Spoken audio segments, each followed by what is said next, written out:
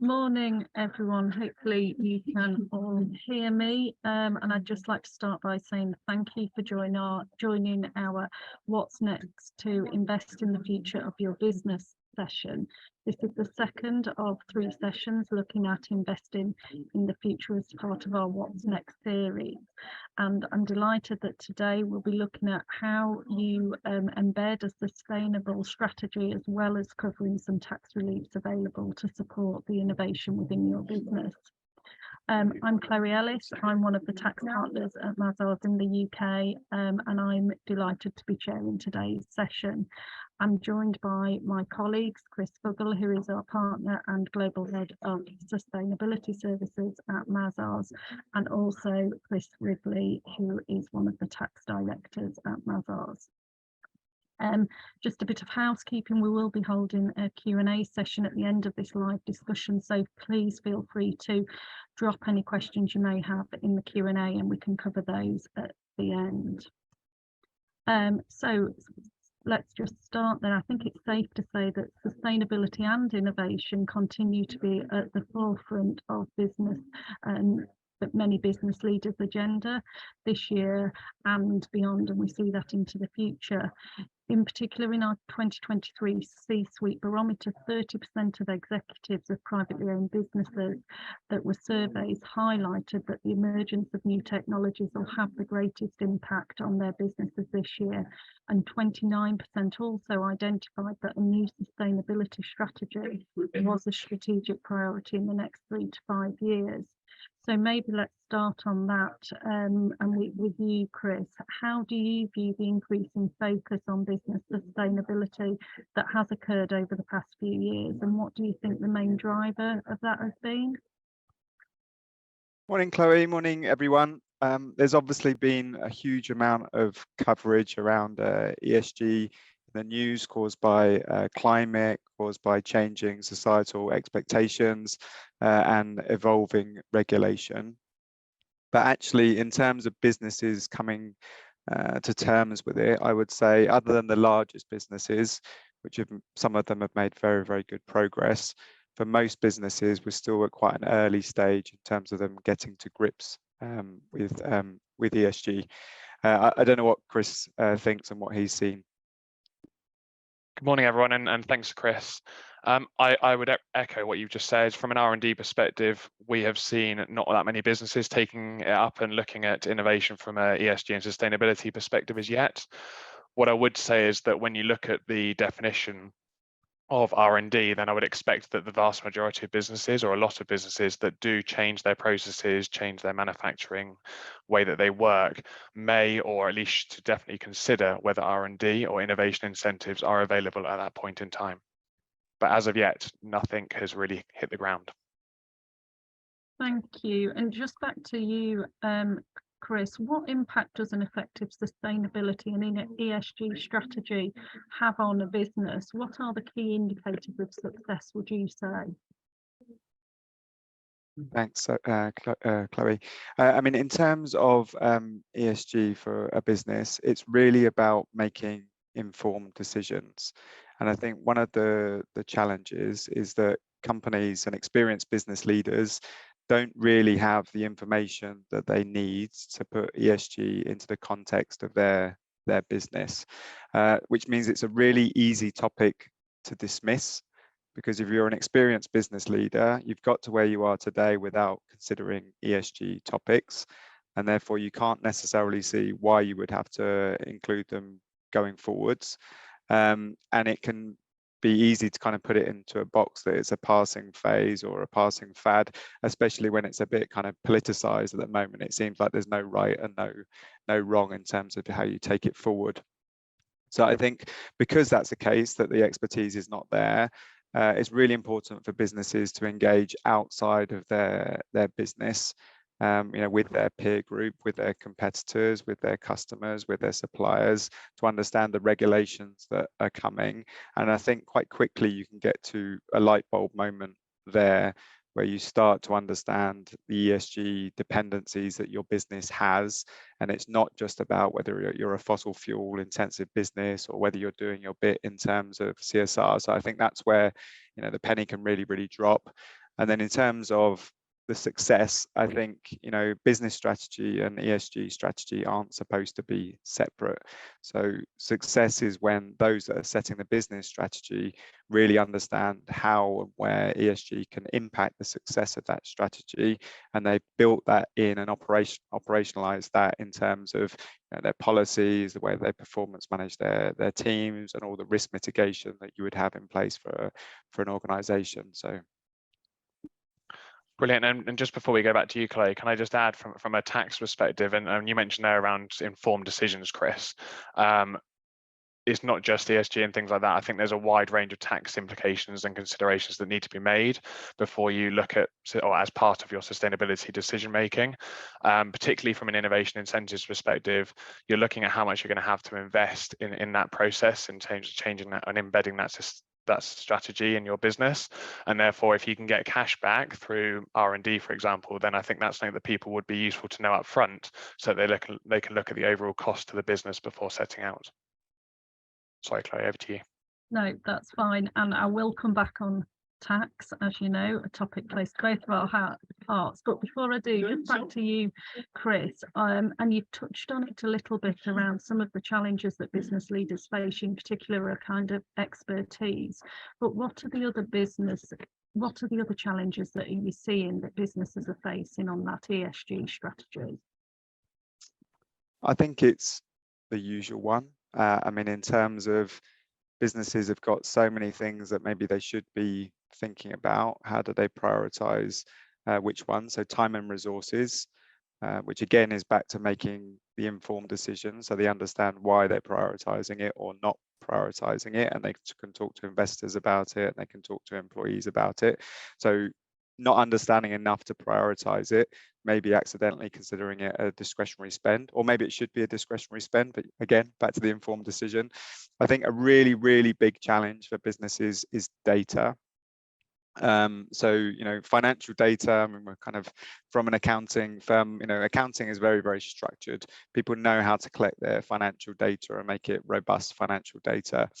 ESG is new, the data around it. If you just took carbon as an example, it's quite difficult to collect that data. Maybe it's not yet being collected in finance, and it's being collected in a sustainability team, and maybe it's not their strong point to control data. So that's an issue. And I think one of the other issues, which is also linked to data, is that your ESG performance is not about the bit that you control. So if we keep carbon as the example, for most companies, their carbon emissions, 80 or 90% of it will come from their value chain. So they don't control it.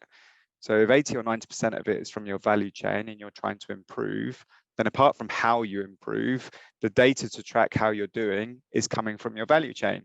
So you think about the implications of that and all of your tier 1, your tier 2 suppliers, and all the data you're trying to collect. It's huge. So these are some of the challenges. And I think that's why also, in terms of kind of demystifying ESG a bit, lots of the impacts that you're creating as a business come from not within your walls. So you can't see them. It's quite difficult for them to be tangible, for you to see where you've got issues or how you might address those issues and where you're making improvements. So certainly data and visibility. Collaborating with your value chain. If you've got 400 suppliers and you're trying to improve that situation, how do you identify the material ones in terms of carbon? But there's many other examples as well.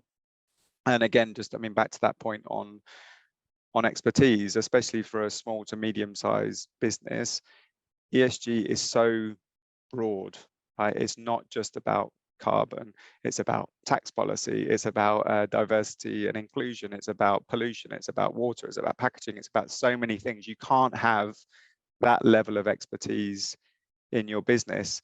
But just looking across your peer group, because really for sustainability, it's not, for the majority, it's not something that they're trying to differentiate on, or they won't succeed in differentiating on in the long term. So you can work with your multi-stakeholder initiative groups to understand what you could be doing.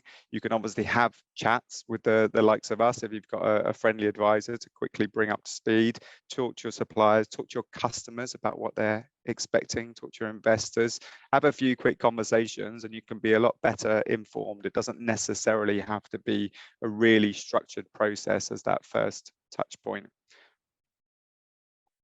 Thank you, Chris. There's a lot of points you've covered there. Just one other point that actually you've not mentioned yet is around regulatory requirements. What should businesses be aware of, and how can they make sure they are compliant? I mean, the regulations are evolving rapidly. So at a global level, we do have on our website a regulation hub that gives you the insights in terms of what's coming, because it's a bit late once it's out to prepare for it. From a UK perspective, we can also let you know. But I think the regulations in the UK are a lot lighter than they are elsewhere in the world. I mean, there's regulations around carbon. So for most companies, it's probably good to get the carbon measurement started because you're going to need it one way or another quite soon, and things like modern slavery. But I think the bit that really will get people or catch people off guard is what I'm calling secondary regulation. So if you've got major customers that are being regulated, maybe because they sit in Europe where regulations are much tighter, or just because they're very ethical, larger UK MNC companies, then they, back to the point earlier about value chain and 80% of the data coming from the value chain, for them to comply, they need data from you. And if you can't provide that data or show improvements, then eventually you'll drop out of their value chain. So for me, the bit that UK companies really need to be aware of is that secondary regulation. And the only way that they're going to get to do that is really maybe just look at your top 10 customers, engage with those top 10 customers and ask them, what are you going to want from me over the coming years? And maybe you're actually already getting some insights into that, because increasingly you're receiving in your supplier questionnaires, you'll see ESG questions, right? So I know, for example, Tesco asks about 50 climate specific questions. Travis Perkins has an extensive list of questions for their suppliers. So they're two quite different businesses. At the moment, they're baselining you, right? They want to know who's got what. To work with you in the future, they need you to improve. So I think just be mindful as much of the secondary regulation as the direct compliance, and engage with your customers on that. Brilliant, Chris. Thank you. And I think we're already getting an impression that this companies are having their ESG strategy is about a journey and just progressing in different ways. And actually, that's probably a good time to bring Chris Ridley into the conversation to talk about the innovative ways that businesses will use into their ESG strategy and tax reliefs that could be available. So Chris, could you talk about some of the reliefs that are available for businesses? Yeah, no problem, Chloe. I think there are a number of different reliefs that are available. The one that probably most people have heard of is research and development tax relief. It's the one that's been talked around for a number of years. And I'm not going to go over today all of the different criteria that needs to be met from an R&D perspective. If you want to know that, please contact me afterwards and I will discuss that with you separately. But in terms of the benefits of making R&D claims for those companies that do qualify, then there is a big cash incentive for businesses that do make claims. We're getting stricter, and we'll come on to later in this discussion around the current R&D landscape, but just to put it into context in terms of the cash that companies can get back, from April this year, the rates changed in terms of R&D for both SME and large companies, and that essentially for profitable companies, for an SME, you can now get 21.5% of the tax relief back from the claims that you make. And for large companies, that's 15% of the benefit you can get back in terms of what you've spent. So significant cash back in terms of when you're spending money on these innovative areas. The other areas, there's two other ones that I want to touch today very briefly. The first one is Patent Box, which is probably less claimed in the UK, but for those that have got some patented technology or patented parts within their process, then Patent Box, especially with the increase in corporation tax rate applying up to 25%, then the Patent Box regime essentially allows you to pay a effective tax rate of 10% on your profits derived from patented parts and patented technology. So again, something that I think with the increased corporation tax rate will become even more lucrative, and people will be looking at going forward as in that regard. And the other thing that sort of wraps up all in this innovation landscape is grant funding. So anyone that is able to apply for grants or able to get some sort of funding, then that's fantastic in terms of you being able to access those funds. What I would say is seek advice before you get funding, because it can have a negative impact or an impact on your R&D claims.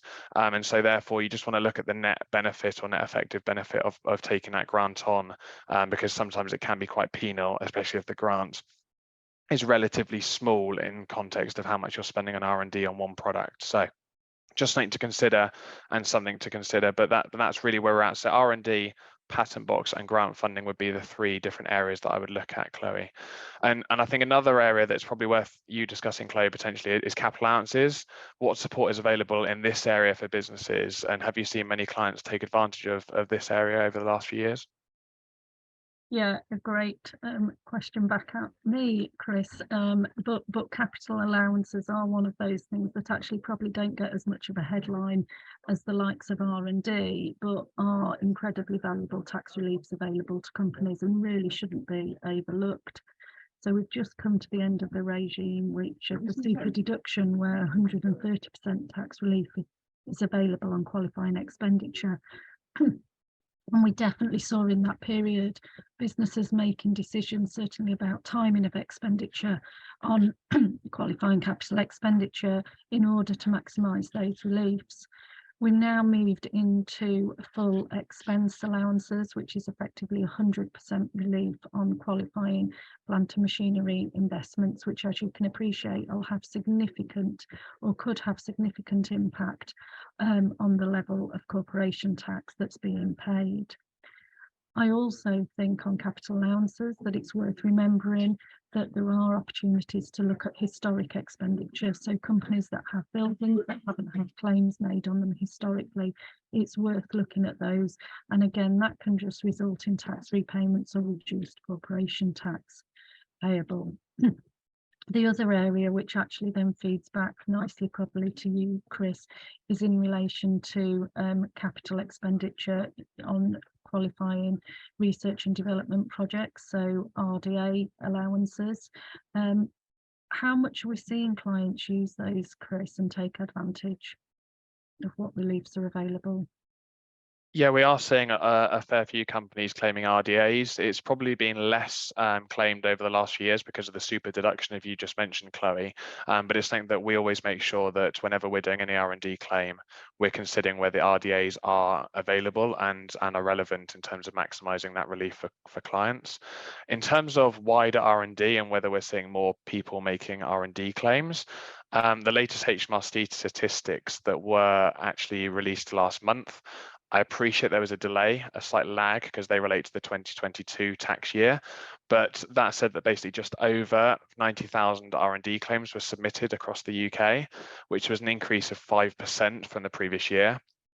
And it's quite amazing that and just shows the value of these reliefs, because actually that generated tax relief of just over £7.6 billion. So a huge amount of government funding and government money is going into R&D, and we are seeing an increase in claims going forward. I would say that is in line with what we are seeing at Mazars in terms of our clients. We are seeing an increase in clients making claims or considering making claims. And from our experience, the vast majority of industries that are making claims are around manufacturing, IT, software, and pharma and life sciences. That said, if you're sat there listening to this and that you're not in one of those industries, is not industry specific. This piece of legislation, it applies to every business as long as you're subject to corporation tax, and therefore I would consider anyone that is thinking they're doing something innovative or that meets the guidelines. And as I said, more than happy to speak to people separately on that. But if you meet the guidelines, then you're able to make a claim. So I think more people will continue to consider making claims, and will continue to get the benefit. Chris, how does that balance with, I think it's fair to say we've definitely seen more scrutiny by HMRC and more interest around potential fraudulent claims, and more inquiries. So how should companies feel about that, and how can they make sure that their claims stand up to any HMRC scrutiny? Yeah, thanks, Chloe. I think it's well known now in the press that there is a lot more scrutiny going through R&D claims at the moment. I think from my personal perspective, there are a number of different ways that HMRC are looking to tackle this perceived fraud in the industry. And I'll go through each of them now on a high level basis. But essentially the first one that's probably the most well known is a HMRC inquiries. There are now 2 HMRC departments set up for R&D inquiries. There's what we'll call the traditional R&D team that are inquiring into R&D claims. There is now a separate compliance centre that has been set up that is churning through a lot of R&D inquiries to making sure that all claims made are compliant and are within the regime. You can tell who is dealing if you have got an inquiry on this call, or you know someone has got an inquiry. You can tell who's dealing with your inquiry depending on the email address that's in the top right hand corner of your HMRC letter. If it begins with a CC, then that's the compliance centre. If you've either got R&D or an actual inspector's name, then that means you're dealt with by the R&D team. So that just gives you an idea as to whether you're in the compliance centre bucket or whether you're in the R&D regime. In terms of if you are frustrated with the inquiry and the way it's going, then I would say from our perspective is before you decide it's non-commercial to fight an inquiry, it's not just about, if you've made claims for a number of years, it's not just about the current year claim that you should be fighting. If you do roll over and HMRC find that there is an error in the current year claim, then there is or HMRC should, and there should be an obligation for them to look back into prior year claims to see whether actually there is the opportunity for HMRC to go back and see whether that error has been extrapolated in previous years. So I think that's worth noting before making your decision on the current year inquiry as to whether you actually should continue to fight it or not. And the final thing I would say is I would make sure that your responses are as comprehensive as possible when you're going back. There are a number of questions that are being asked, and I would make sure that we are providing as much detail as possible back to HMRC where required. So that's the first area I would say of what they're tackling, Chloe. The second things are things that have either just come in or are about to come in the future. The 2 things that have just come in that people hopefully are aware of, if not, then you should be aware of, and that is really the advanced notification form that applies for all accounting periods beginning on or after the 1st of April 2023. So what that really is aiming at first applicants, people that have not made R&D claims before, but given the penal, if you don't actually meet that deadline, how penal it can be, we're recommending that everyone considers it. And it's because essentially you have to make the advanced notification within 6 months following the end of the relevant accounting period in order to make a claim. If that deadline is missed and you do not make an advanced notification within 6 months, you are unable to make an R&D claim for that relevant accounting period. So it could be hugely costly for businesses in missing out on that deadline. And likewise, for all R&D submissions, whether you're a new applicant or whether you're not a new applicant made from the 8th of August this year, you're now needed to submit an advanced notification form. This is a form that is on HMRC's portal and is something that is basically asking to provide further information in a very prescribed and strict requirement from HMRC perspective.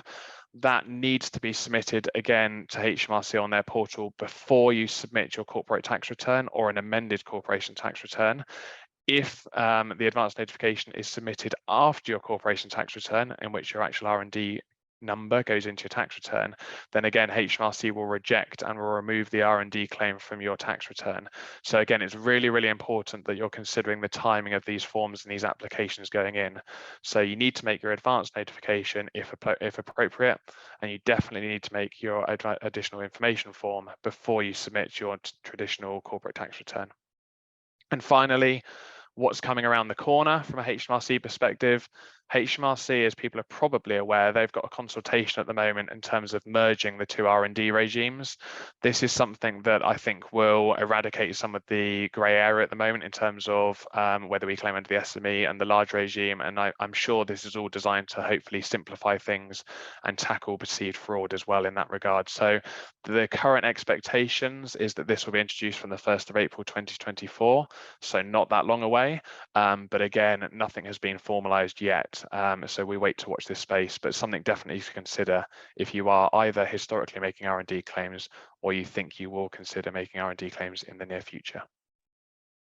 And the final thing I would say, Claire, is you asked, I think, around what should companies be doing to tackle this and make sure that they are complying. To me, it comes back to that point about seeking advice if you need it, but also making sure that you're providing a thorough response, and actually being very open, honest and transparent in your claims and when HMRC are inquiring. And I think all of that together would mean that hopefully you get the best possible chance of a successful outcome from your R&D inquiry.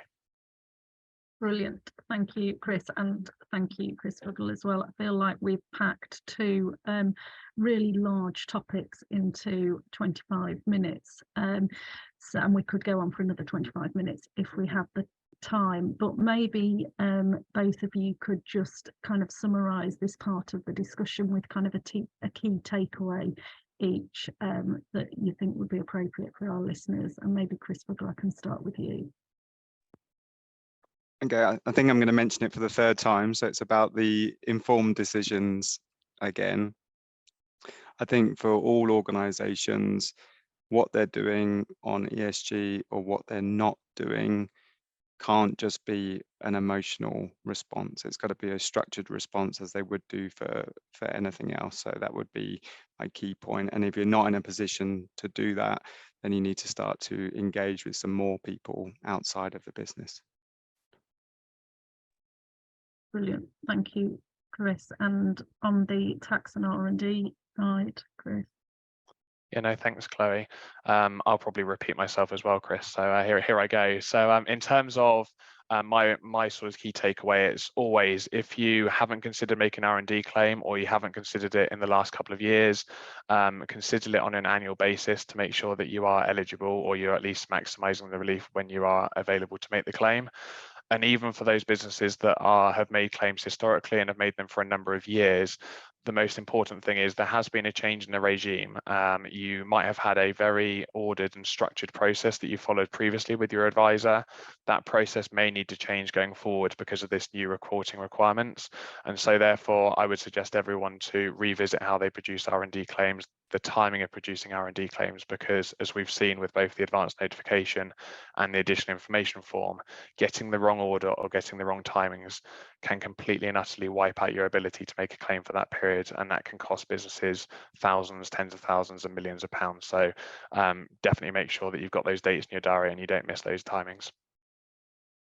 Brilliant, thank you. And I was it leads nicely, Chris, actually into the Q&A session, and we've had a couple of questions come through, one of which, Chris, I think you've half answered, but maybe you could just talk about in a little bit more detail, because the questions come up saying we looked at R&D a few years ago and were advised that we weren't doing anything which qualified. How often do you recommend that companies revisit whether something qualifies or not? So maybe you could just answer that, but also in terms of how companies can revisit and what that actually means, because I think you've touched on that a bit as well. Yeah, no problem, Chloe. Really good question. I think companies should be considering making R&D claims or looking at whether they've done anything that qualifies on an annual basis. And as I've just said, it needs to be within 6 months following the end of that accounting period to potentially consider whether the advanced notification form needs to be made. I think that an education piece. So when we work with all of our clients, that it's actually is all about educating the relevant people within the organization that has oversight of the activities being performed, to see whether to make sure they understand the R&D criteria, and then actually in real time they can be monitoring it. And we would always recommend that the people have a piece of paper, have a notepad, and they're writing down the types of R&D projects they've undertaken. We also provide our clients with a checklist, I suppose, that allows them to annotate what they've done throughout the year, because I know how busy people are. You forget what you did last week, let alone what you did 12 months ago. So it then means that when you get to the end of the year, you can get that folder, you can get that checklist out, you can see what projects do you think might qualify, chat to a specialist in this area and see whether they do qualify. And then if you do, then I think you can proceed with either making a claim or not making with a claim. Brilliant, thanks, Chris. And actually, I think that's quite important. Actually, after having those conversations, if it is that you know there isn't a claim there, then actually it's still a valuable exercise that you know you're not missing out. Thank you. Chris, I'm going to move on to an ESG question, which has come through, which is a really straightforward question, but made me smile because I suspect that actually lots of people are interested in the answer to this. And the question is there any evidence that investment in ESG contributes to top line growth? It's a question that comes up a lot. And I don't always like to use the same stats. So I actually took some yesterday because there was an article that came out in Accountancy Age. So a couple of stats to share, and I'll read them out. So one of the things, so this is the Centre for Economics and Business Research that conducted this study in October 2023. So very, very relevant. So medium to large size companies that adopt ESG principles and practices have experienced a 10% increase in revenue over 4 years. So there's one. I would say you could be quite skeptical about that, because obviously there could be lots of drivers for why they increase their revenue. But I think the second one, I think, is very pertinent. So 79% of businesses where the importance of ESG principles had increased between 2019 and 23 reported that customer retention had improved, whilst those other companies are only 47%. So you've got a 32% differential on customer retention for those that engaged in ESG principles. And I don't know the reason for this, but I would really speculate the reason for this is because of that engagement piece. So having the ESG principles really involves engaging with your stakeholders. And if you've engaged with your customers over ESG, inevitably you end up engaging with them on lots of other topics as well, and businesses generally don't have enough touch points with their stakeholders. So I find quite often that starting on ESG projects, it triggers so many other things. Business owners find out so many other things because they don't often bring employees together, don't often bring their customers together for an open discussion, and other things come out. So I think it's a lot to do with engagement that drives those percentages. That's brilliant. Thank you, Chris. Back now actually to another tax question, Chris, and the question is around patent box, which you did mention, but how that interacts with R&D. Can companies claim both R&D reliefs and patent box regime? Yes, no, thanks, Claire. Yeah, they are all part of an innovation landscape, let's call it, an environment that HMRC have introduced. So essentially, if we take the different incentives that I've mentioned, if we look at all of them, you can obtain grant funding, and that grant funding doesn't prohibit you from making an R&D claim. So you can get cash in the form of a grant. You can then get cash back in some way, shape or form through your R&D claim. And if that research and development has resulted in you developing some sort of intellectual property that you're able to get a patent on, and patent, you know, has a wide meaning, but essentially, as long as you've got an eligible patent for patent box purposes, then all the future income streams and profits derived from that product, where you've got your grant funding and you've got your R&D, still is able to qualify for a 10% corporation tax rate. So if you look at it all the way through from inception all the way through to actually selling the product commercially, there are incentives available for businesses that are operating in this innovation landscape. So yes, you're able to claim across all three. They all need to be considered together to make sure that they are aligned. But yes, you're able to definitely consider making a patent box claim if you've claimed R&D. Brilliant. Thank you for clarifying that, Chris. And I think we've just got time for one more, and I'm going to go back to you, Chris, on ESG, if that's okay. The question has highlighted that making informed decisions has been mentioned a number of times today on this call in relation to ESG. But how does an SME, one of our smaller businesses, actually go about doing that? Okay, so the cornerstone of any ESG strategy or roadmap is what's called a materiality assessment. It's very, very scalable, so you can do it with a small company as well. And being oversimplistic, it's really mapping out in a matrix along the bottom, what do the business owners think are important? So if you list out all of the different ESG topics, and again, they can look to their peers to find those quite quickly. So everything across E, S, and G, you'll find them quickly if you don't know them. Map them out in terms of what they think is important to the business today and tomorrow. Then engage with the stakeholders, so investors, suppliers, employees, customers, to look at the same topics and get them to rate effectively which ones are important to them. And then you map those, and the ones that are important to everyone are obviously the ones that you focus on. So very simplistically, and there's more to it than that, because obviously if you engage with customers, you probably do it through the big ones through an interview, the smaller ones you might do through a survey, etc. But there's ways of doing it, but that's what you're looking to do. So that's the starting point. So you've got a factual starting point, you know, why you're focused on those areas, and you can do it. If you're a small company, you could do it pretty quickly. You could do it in days, right, and have a first stab at it. If you're a much larger business and it's going to have to be audited, then you need robust processes in terms of how you do it. But it's all very scalable, and that's the concept. That's brilliant. Thank you, Chris. And I think that's a really good question, because sometimes these feel too big issues on how to actually tackle. So I think we'll end it there. But thank you to Chris and Chris for providing great insight today, and for everyone who has joined. We hope you found it useful. We will be providing a feedback form afterwards, which please do fill in, because it's really important to us that we're providing content that's relevant and you want to listen to. I did mention at the start that this webinar was part of our What's Next for Business series.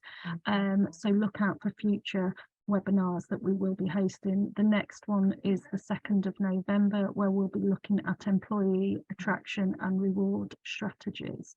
If you've missed any of our previous ones, then they can be found on our website as well. They are recorded, so feel free to go on there.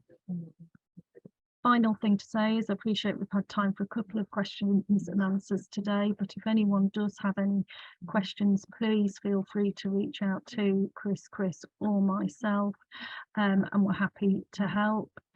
We're also, if you've got specific circumstances and you'd like to have an initial meeting to talk those through, then again, please do reach out to us and we'd be more than happy to do that.